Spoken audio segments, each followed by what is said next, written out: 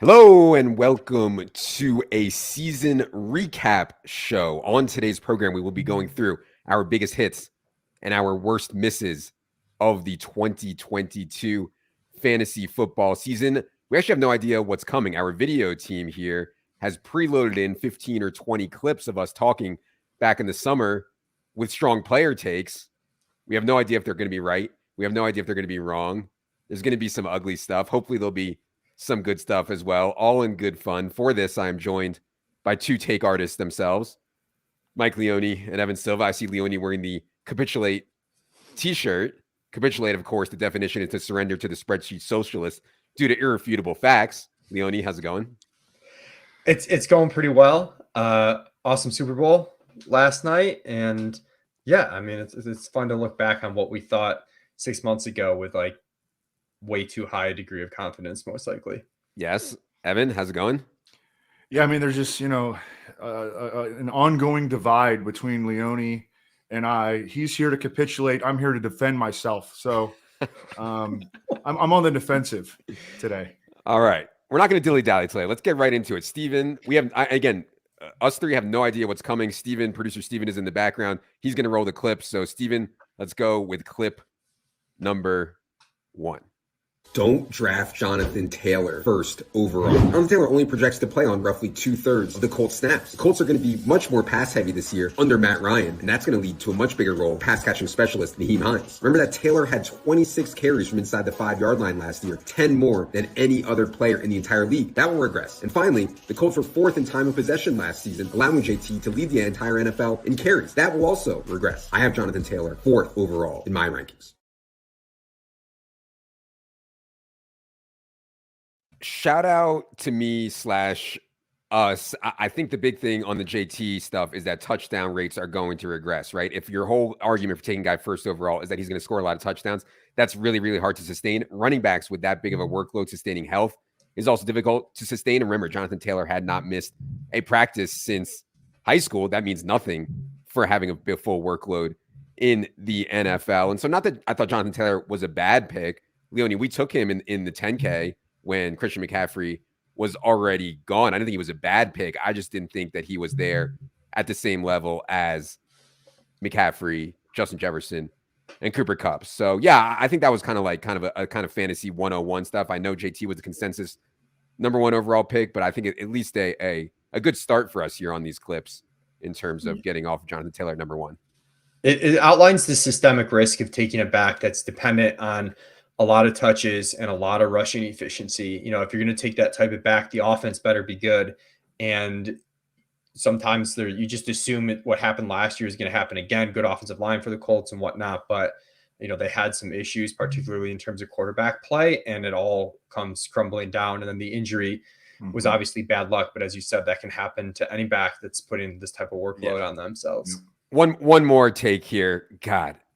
Christian McCaffrey will get hurt mouth breathers. Please, it's over now. It's over. Christian McCaffrey played in like 20 games or 21 games without getting hurt, and Jonathan Taylor, who had never been hurt before, got hurt. You cannot project injuries.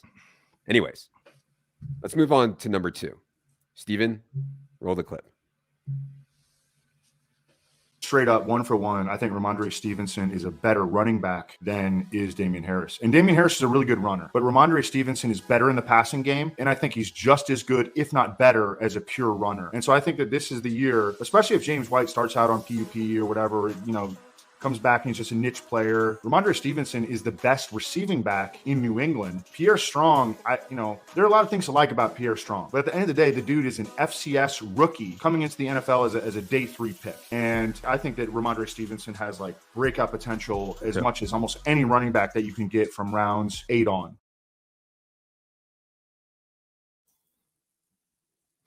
I was just really impressed with my tan in that clip. I mean, I was cooking. I mean, I think I was right back from Cape Cod at that point. You must have been outside for like 15 minutes paying someone to mow your lawn. Rhamondre Stevenson did turn out to be one of the best values. I will say, though, that he did benefit from Damien Harris injuries. Like, I'm not sure it would have gone like that if Damien Harris did not get hurt. That said, Rhamondre Stevenson was very, very impressive and not a great offensive situation all year. And that was kind of, I think, just a bet on talent thing, Evan. Like Evan described in the clip, like, hey, let's bet on talent, let the chips fall where they may. Bet on talent and bet on value and bet on the narrative that will never end. Never draft a Patriots running back. And you stumble into like a borderline league winner like Rhamondre Stevenson. We're going to keep doing that. You know, it was a 2-man backfield. Guess what? You know, a dude can get hurt and all of a sudden, boom, you got an every down back on a team that likes to run the ball behind a pretty good offensive line. Who can catch the ball out of the backfield too. I mean, Rhamondre was a killer for most of the season. And there was like a long stretch where Rhamondre had a 20+% target share. I mean, you don't get that a lot from the running back position. And so for him to be able to play so well in the pass game, really, really good. Okay. 2 good ones so far. I fear what's coming next. Steven, roll the third clip. I want Kenneth Walker. He's injured. He had no receiving profile coming out of college. The offense is going to be a disaster, and his upside is to be a 2-way committee back with Rashad Penny and Travis Homer or DJ Dallas stealing the passing down work with Geno Smith and fucking Drew Lock at quarterback. You can have Kenneth Walker. The first back on my list as far as my primary targets is Kenneth Walker. With Kenneth Walker, we've got someone who's an elite rushing prospect. I think when you get a back that's this special in the run game on a team that's going to try to establish it, there's so much year-end upside. And I think he could be startable even just a few weeks into the season. I'll start here by saying I was with Evan on this. I thought Seattle's systemic risk of offense was just outrageously bad. Like I thought Seattle would be so bad. It was overconfidence on our part that for sure the Seattle offense was going to be just like, I think I said at one point, are they even going to be able to get first downs? Right. And like for Geno Smith to come in and play like this, you know, I just didn't see it. And I kind of capitulated real fast. I was like, holy cow, Geno's playing at like a top 5, easily top 10 level throughout the first 2-3 months of the year. Just did not see that coming whatsoever. I think Leone's take is more from the macro perspective. When you get talented, high draft capital running backs in the 10th round, 11th round, you can just take them and let the chips fall where they may. Leone, is that what was going on in your head? Yeah, it was a risk reward thing. In Dynasty, I was saying don't draft Kenneth Walker early. I was saying don't draft DK Metcalf where he's going because the offense is going to stink. So I was with you guys in terms of the fears. Just you get to a point in the draft where it's like, some of these guys that can really win leagues are these really strong rushing prospects, and he has right profile. And, you know, you reach a point where you're just kind of just hoping for the best. Never in a million years would I have thought that Geno would play as well as he did and carry the offense that he did. But you get the injury to Rashad Penny too. Like a lot of stuff had to happen. So let's be clear. Like this was not the, and Rashad Penny was cooking for like the first 6 weeks. Yeah. And in some cases, both Penny and Walker were good picks where they went because they both had efficient rushing upside. And that, you know, that's what we're looking for, these guys that on a given week, not only do they have that upside, but they have it in a projectable way, which is what we get. Like we had weeks where we had Penny projecting really well that you knew you had to start him. And then once he got hurt, the same thing happened with Walker. I think my takeaway from all this stuff is, like Evan said, overconfidence in teams. Now that said, you know, I was really confident the Lions were going to have a really good offense this year. That was kind of against the market a little bit. The problem with the Walker take was the market was thinking the same thing that we were, and that's why you could get Lockett so late and Metcalf so late and Kenneth Walker so late. So, like, you know, if I want to have a take about a team, I at least want it to be on the other side of the market. Otherwise, I'm just like in line with the market and fading Kenneth Walker. And man, I mean, a talented guy like him in the 10th or 11th round, in hindsight, Leone's take, I think was pretty good, but I was on Evan's side on that too. Let's go to clip number 4, Steven. Raiders traded for one of the NFL's best wide receivers on Thursday night in Davante Adams, and they screwed up. Yes, you heard that right. The Raiders gave up a first-round pick, a second-round pick, for the right to pay Davante Adams a whopping $141 million over the next 5 years. So they're all in now. They've given up the wildly valuable draft capital. They've nuked their salary cap. They've done it for a 29-year-old wide receiver, the exact age at which we start to see decline. And the scariest part is the Raiders are in the AFC West. Patrick Mahomes, Justin Herbert, Russ Wilson. Even with Davante Adams, the Raiders are, I think, the worst team in the AFC West. This Las Vegas offense is going to be pretty efficient, and they're going to throw the ball so many more times than Green Bay did that that's going to cancel out a lot of the, the fallback from, maybe his efficiency gets hurt. His target share is going to come down because he's got more target competition. You're not expecting his touchdown rate to be quite as high as it was with Green Bay, but the overall volume makes up for those things. Plus, we're always baking in a ceiling case for players. So we have Davante Adams base like 24-25% target share, but there's no one who's shown the ability to earn a 30+ target share percentage-wise than Davante Adams the last few years. So my take wasn't really fantasy related, but we should talk about Davante Adams from a fantasy perspective, because I think Leone was the highest by far out of us three on Davante Adams. I thought not only the quarterback change and the quarterback downgrade, but also Darren Waller, Hunter Renfrow, a lot more competition than what he faced in Green Bay. And you wouldn't be seeing those 30% target shares. There were some games Davante Adams was at like 40%, like 45%. I mean, it was outrageous. Dude is just very, very good. Obviously, Renfrow got hurt. Waller got hurt. I think that may have affected things. And honestly, Davante Adams had some bad games down the stretch, but no doubt, I think the W goes to Leone here on being high on Davante Adams, despite all the kind of things that were working against him. This seemed like a projection-based take, though, mostly Leone. What do you think about the Davante Adams stuff? Yeah, first of all, I paid off Steven to make me look good early, and I'm just gonna have an internet issue in a few minutes after these clips. But yeah, I mean that's one of the values of doing projections. I know, some people don't like doing projections, but we try to build in range of outcomes. And kind of like I said there, like if he looks okay with me baking in a bunch of reduction in target share, and then I know he can potentially also achieve a target share that very few receivers in the NFL have been able to sustain. Sort of like an easy pick for me at the back end of the first round. Also just valuing wide receivers over running backs at that point in the draft generally. Yeah.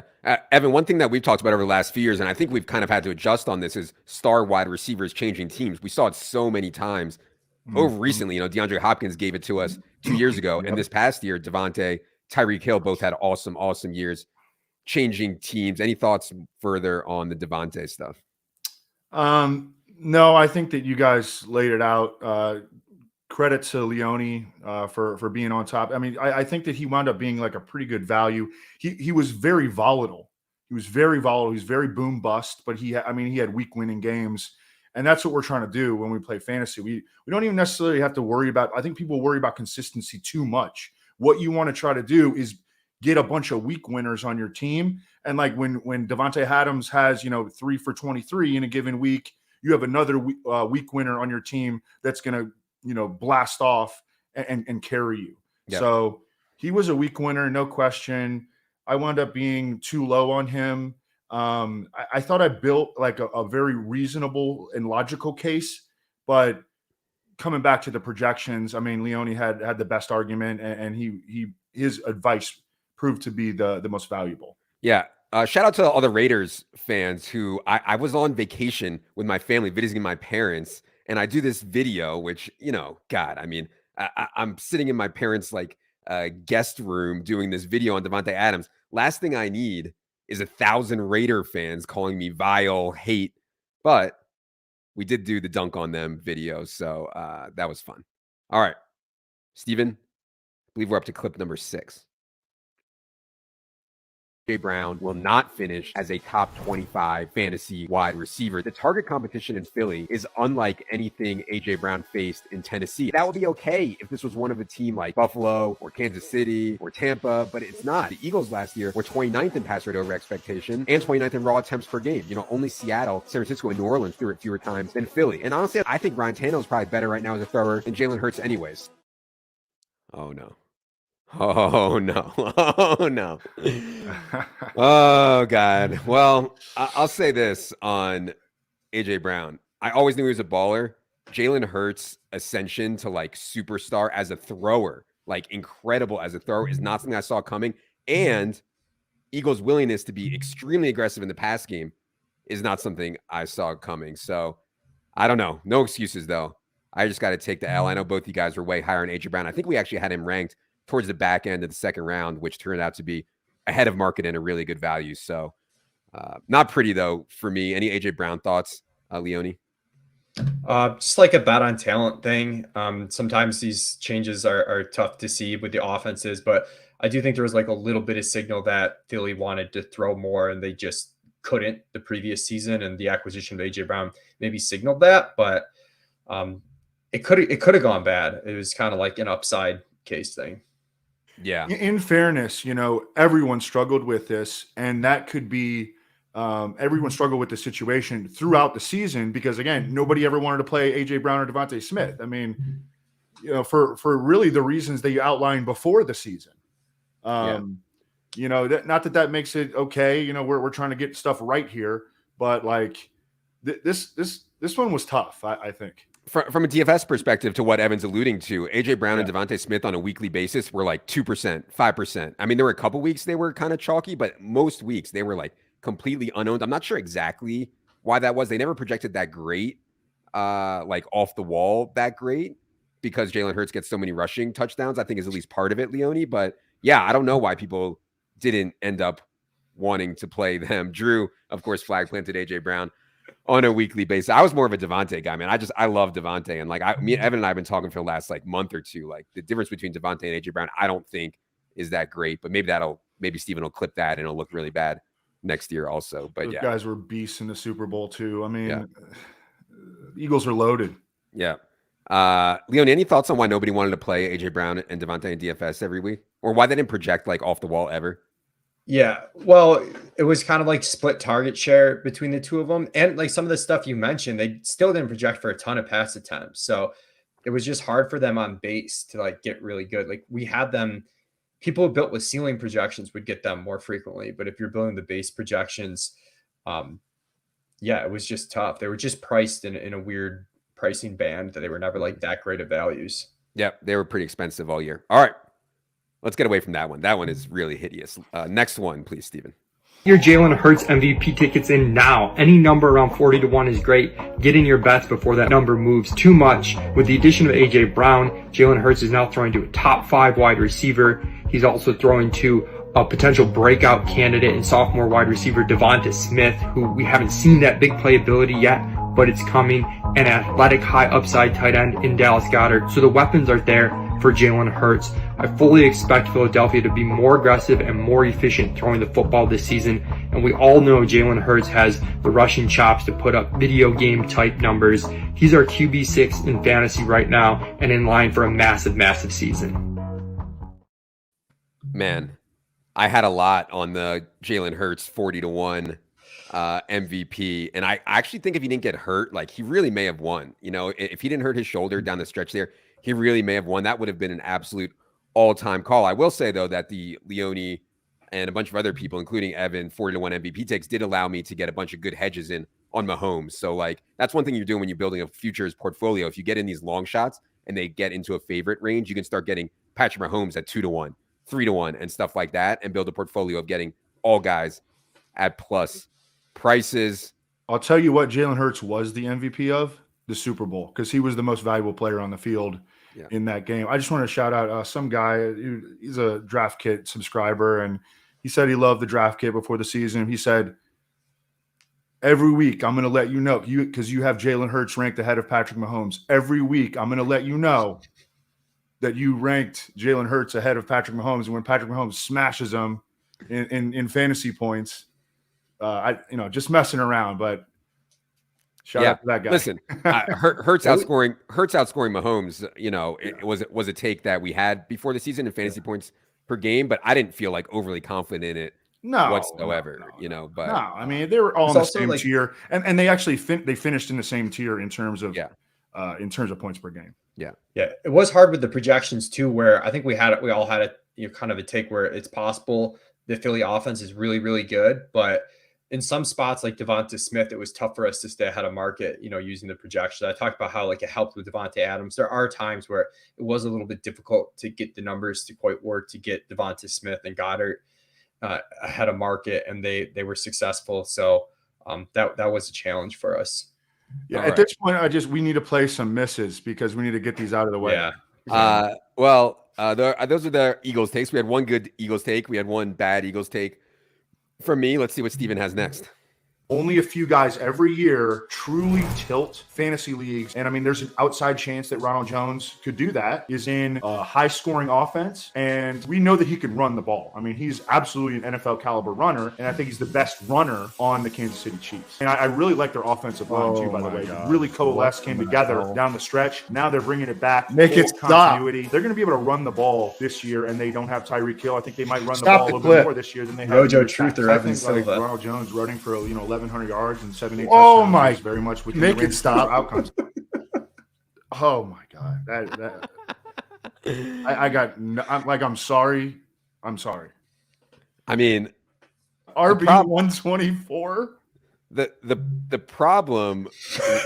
Well, there's a lot of problems. The problem, first of all, was we knew coming into the year Ronald Jones would be at stone zero in the pass game, and like, God, I thought that I don't think we need to talk about this one. I will say, like, guys you're taking late in drafts, like, it's more likely it's going to look really bad than really good. Like, when it hits, it's going to look really good, but you need to pile up guys like an efficient rush. Like, historically, Ronald Jones, the efficient rusher in Kansas City, was an offense that you want a guy on. I wasn't like in on Rojo, but like, you have to make some cases and take some leaps at that point in the draft. I mean, he was going very, very, very late in Evans' defense, like last round pick. And, I know Isaiah Pacheco looks like a star now. Dude was a 7th round pick out of Rutgers who like did not have a great profile. I guess he did have a reasonable profile, but yeah, it's like, it's not as crazy as it sounds now on these late round picks. But yeah, that was a rough clip, Evan. I assume you just want to move on.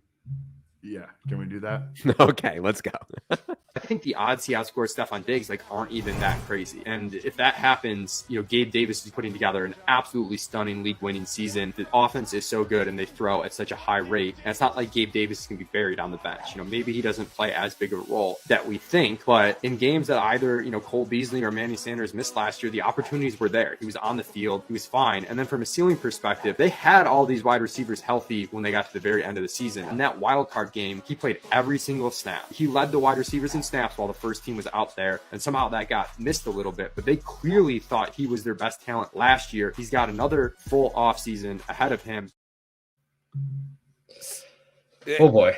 Well, look, Gabe Davis was one of the most controversial players in the preseason of fantasy because there was a lot of opportunity cost. I mean, you had to use a 4th round pick in most formats to get him. His role was good, man. He was out there every snap. He ran a ton of routes. He had a very long ADOT. He just didn't come up with it. And I think my only explanation on this, he's just not good enough. Like, the talent just is not there. Leone, compared to Steph Diggs, I mean, the talent gap, I know it's easy to say now, the talent gap looks like, freaking the Grand Canyon at this point between those two. What do you think about Gabe Davis's, I guess you could call it a failure this year, honestly.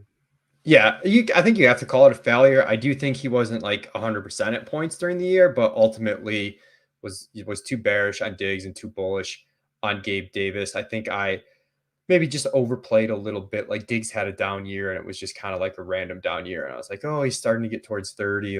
What if Gabe Davis ascends? And at this point, Gabe Davis sort of is who he is, which is he's a big playmaker, but he doesn't have the consistent production that you're going to need for that type of return on investment. I'll probably get sucked into him again if he's going the 5th round this year. But it was definitely an L, and I definitely thought the odds of him outscoring Diggs were much higher than they were in reality.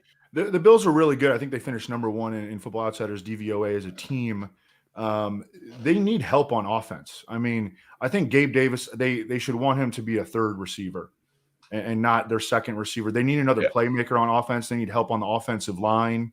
They have no money. It wasn't a super egregious take, I don't think. But he was disappointing though. I think maybe the take can be that, listen, at the wide receiver position, it's not like running back. The wide receiver position, you need to be very, very good at football, right? And there were questions about how good Gabe Davis was, and plenty of people raised those questions. I know it's easy to get caught up in the hype and the excitement, and I was caught up in the excitement too on Gabe Davis. But yeah, it's not like the running back position. You have to be legit good at playing wide receiver in the NFL to put up a big season's worth of numbers. So yeah, maybe he's not. Let's go to the next one, Steven. Tony Pollard is going to outtouch Ezekiel Elliott. This is going to be the year that the tables turn and the Cowboys coaching staff just steps forward and says, listen, we got to play our best back. It's almost stunning how much more effective Tony Pollard was last year than Ezekiel Elliott. And Tony Pollard is better at breaking tackles. He's more elusive. He's much better as a receiver. And I think that by October, we're going to see that change made. So the question here, everybody agreed, everybody knew. The question here was, would the Cowboys figure it out and know? And I think down the stretch, they did. I mean, they were using Pollard as the 1A and Zeke as the 1B. Zeke was a 0 in the pass game. Zeke was really only being used from a fantasy perspective. His only useful role was really around the goal line. So, yeah, I mean, the Cowboys, to their credit, figured it out a little bit. Pollard ended up as an RB6 in PPR points per game, as you see there. I mean, that's a big time. And Pollard did it without Zeke getting hurt. Yep. Too. I remember the whole progression of this because I think the Cowboys might have been the first team that I wrote up for my team previews. And I remember sitting down and writing, looking at the advanced stats on him. And I'm like, my God, like they've got to go with Tony Pollard. Also, they had like lost explosiveness on offense. Amari Cooper, Gallup was coming back from the double knee ligament tear. I was like, man, they have to do this. Like they're going to have to do this. Yeah. I don't know how long it's going to take, but they're going to have to do this. And they did do it. And they reaped the benefits of that. They should have done that. I mean, he's way better than Ezekiel Elliott. It's not even close. And one of the aspects that they didn't do was like, hey, we're going to line up Tony Pollard as a wide receiver. They didn't even end up doing that hardly at all. And Tony Pollard still finished as the RB6, like Evan said, despite Ezekiel Elliott staying healthy, despite them not using Tony Pollard as a wide receiver. So, yeah. Let's go to the next one, Steven.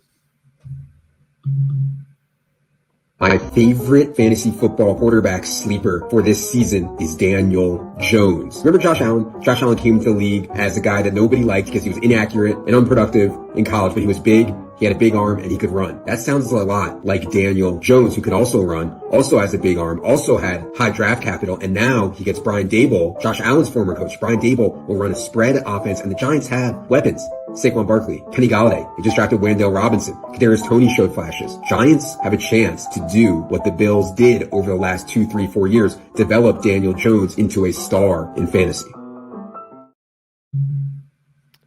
So Daniel Jones was solid but mediocre for most of the year. In the fantasy playoffs, he went nuke. And like you almost needed Daniel Jones. I won the best ball thing with Daniel Jones. Daniel Jones was part of most, I think, best ball winning rosters. I mean, give me a quarterback who can run with Brian Daboll and like, I'm going to take a shot late. I think that was a pretty easy one. It turned out that Kenny Galladay was dust.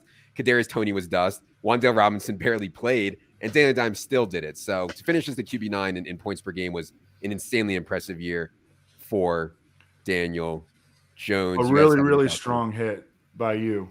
I mean, and I thought it was kind of like a bit for a while. You were towing the line between being serious and a bit, I thought. Yeah. And you just wound up being right. That's my whole life. Yeah, that's the best way to be. Leone, from a projection standpoint, I think people don't understand how much of a floor and ceiling. Like people think of rushing as a floor. It raises your ceiling so much also when your quarterback can give you a 100-yard rushing game. And I know we joked about that with Daniel Jones, but I think he had multiple 100-yard rushing games, at least a few over 90 yards. So, yeah, I mean, it's just something to watch for with these late-round quarterbacks.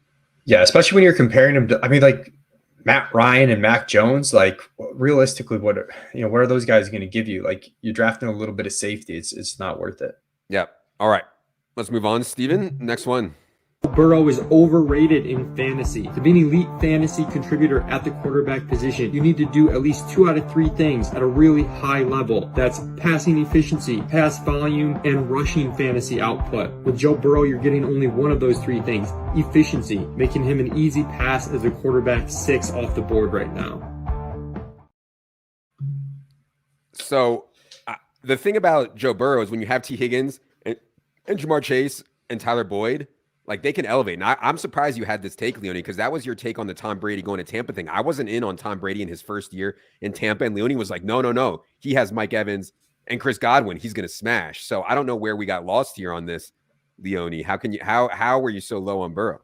Yeah, I mean, I liked some of the other rushing quarterbacks in that range better, but like there's 2 things that I think were just like process errors there, which is I really liked Burrow going into the previous season because they were so high in pass rate of expectation before he got hurt. And then last year they were kind of neutral. And I sort of like lost sight of the fact that like they could return to that type of play calling, and they did. So that was huge. That kind of gave him that increase in pass volume. And then the other thing is like also obvious related to the injury, which is he ran more. He added like 50 fantasy points on the ground, which like second year removed from the ACL surgery, that kind of seems obvious that the rushing stuff would come up. It's not huge, but it was enough. I mean, you add 50 points on the ground, you're talking 2-3 fantasy points per game. That's a really big deal. So I think that was like a pretty clear process error. Gonna absolutely take the L on that one.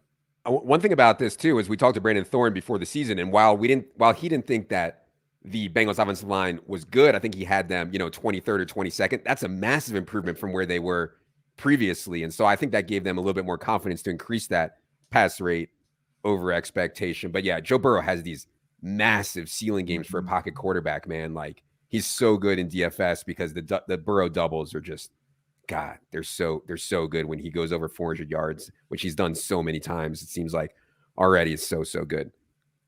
Steven, let's move on. I don't know why people have a problem with Amon-Ra. Like he has so much like chemistry with Jared Goff already, and Amon-Ra can clearly really play. Jameson Williams not back for a while now, and so I still like Amon-Ra, one of my favorite mid-round wide receiver picks for sure. Definitely high floor, and I think plenty of upside. He riffs with Jared Goff, and that stuff matters in the middle of the field. Jared Goff, tall pocket passer, very willing to rip it in the middle of the field, like we saw with Cooper Kupp with the Rams, and that's Amon-Ra St. Brown's role in the Detroit offense.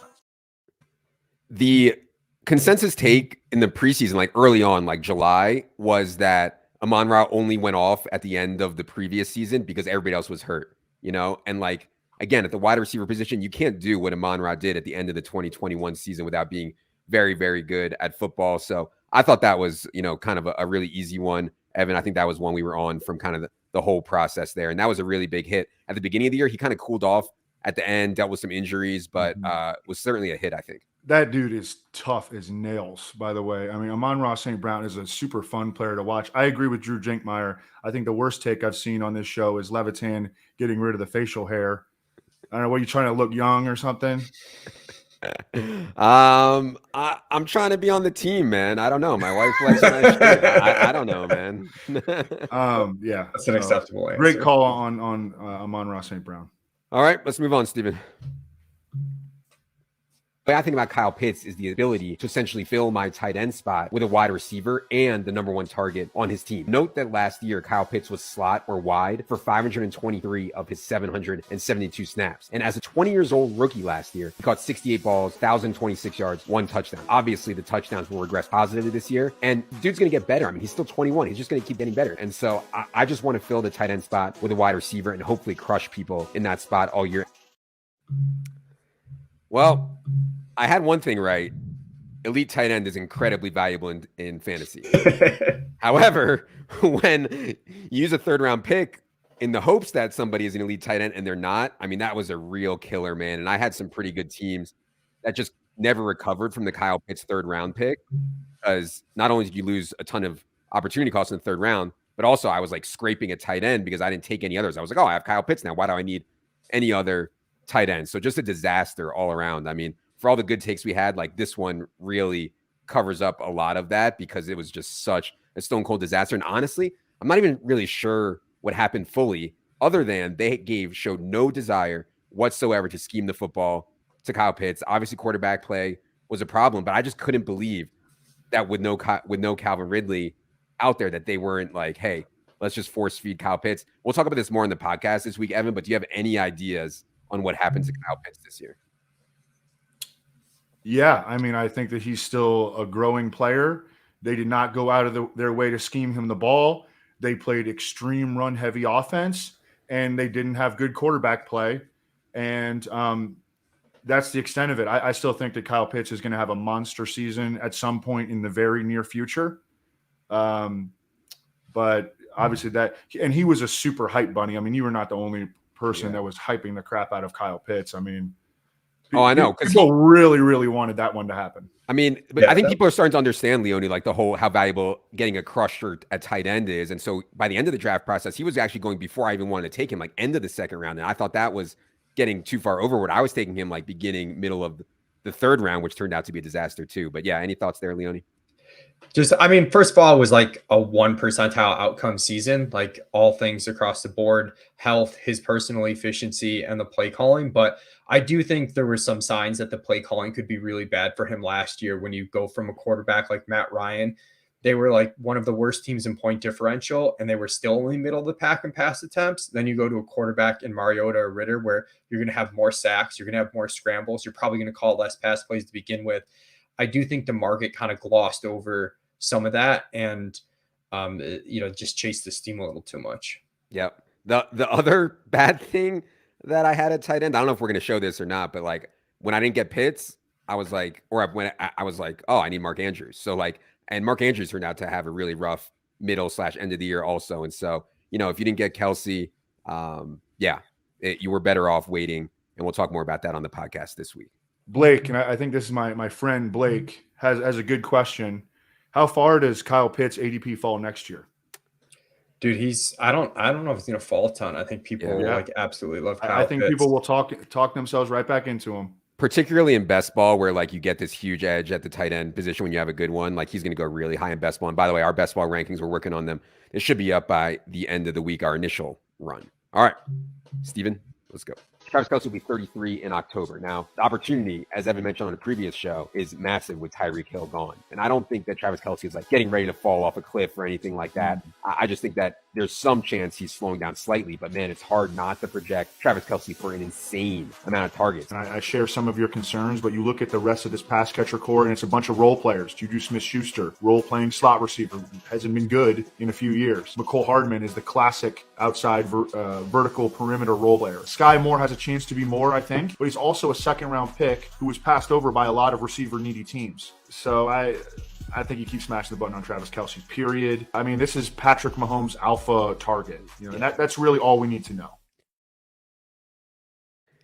Yeah, I was lukewarm on Travis Kelce. Still took him in some spots, but was lukewarm on him. Evan was all in on Travis Kelce this year. I mean, it seems just like 101. Tyreek Hill's gone.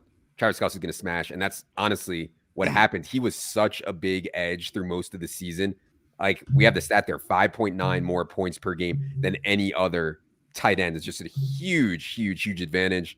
Evan, I'll let you take a lap. And it was wild how easy to stack he was with Mahomes, because for whatever reason, especially in FFPC drafts, I kept getting Mahomes in the 4th and 5th rounds after I got Kelce at like 1.06 or 1.07.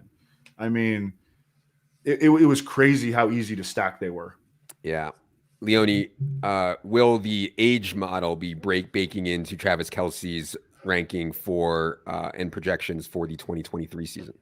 It's honestly really difficult to know like what level of risk to bake in, because you know how valuable he is, and like that kind of biases you to not wanting to bake in the risk, because you're like, well, if he just does what he did last year, it's a smash. But you want to bake it in, and it was tough this past offseason. It's going to be tough again. Yeah, he certainly looks. I mean, I the eye test, which I don't rely on or I don't think is very valid at all for me, he still looks good. I think he's winning against corners, pretty consistently. All right, Steven, let's go. Saquon Barkley is the archetype of a player who can actually finish legitimately as the best player in all of fantasy. He's getting, I think, the biggest scheme and coaching upgrade in the entire league, going from these absolute stone cold donkeys that the Giants had to Brian Daboll. I also think that in today's NFL, like Saquon Barkley's skill set, so good in the pass game as a receiver and the goal line back and like the base back. And he's now will be another full year removed from the ACL tear. You can make a case that may have limited him a bit last year. So there's like a lot going for Saquon Barkley this year. Saquon Barkley. Shout out Penn State. Another Giants take there. There's just so few running backs in today's NFL who play all 3 downs, play in the pass game, and play the goal line, that like it's hard not to get excited about them. Saquon Barkley, I believe, started as like a 3rd round ADP, got into the 2nd round. By the time September came, Saquon Barkley was going at the end of the 1st round in drafts, and he was able to pay that off. But it wasn't like a total smash, but he paid it off. I think. Evan, any thoughts on Saquon Barkley's season? Yeah, I mean, he went through some rough patches. Yeah. At one point, it just seemed like there were 5 or 6 defenders around him at all times. And people were like, is he losing a step? I don't think he was. I think that he was getting gang tackled, and he was the primary focus of every game plan, as he should have been. But yeah, I mean, he wound up being a real solid pick, even at the end of the first. Yeah, I think from a projection standpoint, Leone, like when these guys play in the pass game and have a goal line role and play all 3 downs, there's like maybe 5 of them left in the NFL that actually do this. And like to the point from what we had at the top, Jonathan Taylor is not one of them. Like some guys that you think are one of them, like they're not. So yeah, for me, it's really hard not to be in on these kind of guys. Yeah, it's also kind of like this CMC thing too, where people are going to overly fault the player for injury the previous couple of seasons. And if you just lean into the running back randomness, and like you said in your video, if you just look at the archetype of player that Saquon Barkley is, he's the type of guy that can pay off that generally isn't there in the early 3rd round, which he was very early in the draft season. You get him at the 2-3 turn consistently. Didn't end up that way. And you said it was kind of like fine at the 1-2 turn, but there was a pocket where it was just an absolute slam dunk. Yep. All right. Next one, Steven. Henry really scares me because they lose AJ Brown. He's coming off of injury. He's getting older, and he's really volume and efficiency dependent because you need him to score a ton of touchdowns. You need him to be pretty good in terms of yards per carry. I think the ceiling's still there because, I mean, we've seen it, and they're going to try to feed him the ball, but there are a lot of ways that this could go really badly for a round 1 pick. So I'd want him at the end of round 1, not early round 1. Credit to the Titans and Vrabel for kind of keeping it together despite having kind of a mess of a team. Derrick Henry goes on to finish as the RB4, even in full PPR scoring. Evan, if I recall, I think you were a little bit lower than market on Derrick Henry as well this year. I don't remember exactly, but yeah, fading this guy is always a tough thing. Any thoughts? Terrifying. Any thoughts there? It's the scariest thing in fantasy is fading Derrick Henry. I don't care if we're talking about in DFS in a given week, from a season-long standpoint. This dude has led the NFL in carries in 3 of the last 4 seasons, and the only one that he didn't, he was on pace for an absolute mammoth workload in 2021 when he had 219 carries in 8 games. Leone, do you want to defend yourself in that clip? I honestly don't feel that bad about that one. Like he kind of hit his ceiling outcome, and he still wasn't like someone that like auto win you your league. There were some really good receivers at the 1-2 turn. So systemically, like we talked about with Jonathan Taylor, there's certain backs that like if the offense fails, it's possible they could fail. Henry overcame that, but I do think there's a risk that he could go from really high end production to really low end production pretty quickly. So I'll probably be fading again this year. One thing I will say on Derrick Henry, though, that kind of got swept under the rug, his pass game role was better this year. I mean, they were consistently setting him up for a couple screens a game. He was getting 2, 3, 4 targets a game and catching them. Like, it made a big difference, I thought, this year for Derrick Henry. Yeah, I mean, we had been begging for years, really. Yeah, we had been begging for years for him to catch 30 passes in a season, and he caught 33 for almost 400 yards this past year, and those were both by far career highs. All right. Let's move it along, Steven. If you spent the last 20 years playing fantasy football and betting against running backs coming back from torn Achilles, you'd have like a 100% hit rate. Cam Akers did return last year. He wasn't good. And, the fact is the Rams are now telling us that he's not going to be a workhorse back. And I'm worried that if his efficiency is anything like it was after he came back last year, they're never going to get him back to a point where he's a true bell cow. So he's just a guy that I'm, again, letting other people draft. He was going early. I mean, people were taking him in the first 5 rounds, like consistently, right? Oh, yeah. And not only did fantasy give up on him early, the Rams gave up on him early. Yeah. Like, I actually think that if Kieran Williams didn't get hurt on the opening kickoff of week 1, Cam Akers might not have played very much at all. He ended up late in the year showing that he can still play in the NFL. But I thought at one point, I think I said, like, he's like going to be out of the league. Like, I thought Cam Akers was like done in the NFL. And maybe that was like sometime in October or something like that. I said that. So yeah, that was kind of, I think Leone kind of Cam Akers the epitome of a dead zone running back, would you say? Yeah. Again, just he was going earlier than the dead zone RBs though. Was he? He was like that. I mean, like 4th round. Okay. But he was tough for me to get a handle on, honestly, last offseason, because I could see bull cases and bear cases. for him. But I do think if you had a pulse on the Rams not really liking him, which I think you guys were more on that than me, and you were accurate, like you definitely avoided a bit of a landmine. And it turned out really weird in best ball where he was kind of like a guy you needed in the playoffs, but that was just so random that, I mean, I don't think that's, anything that was predictable in any way, shape, or form. All right. Last clip. I'm curious what producer Steven has for the finale here. Go ahead. Zach Wilson 150 to 1. Oh, baby. I don't know if I believe in Zach Wilson. I don't know if the Jets are necessarily totally sold on him, but I do know that they have put him in position. Like we're gonna know what Zach Wilson is after this year, and they have set him up to succeed. Zach Wilson he does have dynamic talent. It's just he has a problem succeeding within the structure of the offense. Even if you go back and watch him in college, like he would make highlight reel plays. They would all be like second reaction, off platform. And that's not really what you want in a Mike LaFleur offense. So, I mean, there's definitely reason to doubt this. The Jets might not be very good also, although if Zach Wilson is good, then the Jets are going to be good, and then he could potentially be in the crosshairs for MVP.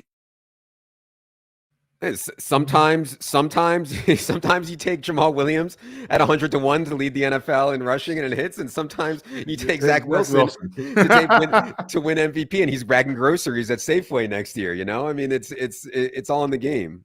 Wilson did not win NFL MVP. Man, I was frustrated with the Wilson stuff because there are times where I'm like, this guy stinks, but the market is way overconfident that he's this bad. And, score one for the market. We saw it in dynasty drafts. We saw it again in redraft. He just really is that bad. And I was kind of like, maybe he's not, and overprojected the Jets. So I was kind of with Evan as far as the potential of that offense. Dude, I mean, the guy got benched for Mike White, and I think they prefer Joe Flacco over him also. Like, it's not just us. Like, the Jets know that this guy can't play. And so, but I will say this about the Jets, man. Like, I think Evan's take was interesting, at least because Jets have a bunch of talent, man. Like, they can actually like win games and have a good offense. They just got to solve the quarterback position, I think. And yeah, we'll see what they do at the quarterback position this offseason. All right. This was fun. A good reminder to everybody out there on the Establish and Run team, be careful what you say on video because it could be clipped and used in this show next year. Sometimes, I'm out there, I'm doing bits, I'm doing half bits, I'm doing half real, and I just got to be careful. Steven's out there clipping. So yeah, no, shout out to everyone on our video team for an incredible job all year. Shout out to everybody on our projections team for an incredible job all year. Appreciate you guys all being here. Obviously, we're going to get a lot right. We're going to get a lot wrong. The idea is to get more right than wrong. And hopefully, I think we did that this year. But this was a lot of fun. Appreciate you all being here. Evan and I will be back to talk a little bit more seriously about some of the hits and misses that we had on the podcast version. We'll be taping that tomorrow. Should be up Tuesday, Wednesday, Thursday range. So be sure to check that out. XFL is up, as is NBA, as is PGA. For producer Steven in the background. For Mike Leone, for Evan Silva, I am Adam. Good luck, everybody.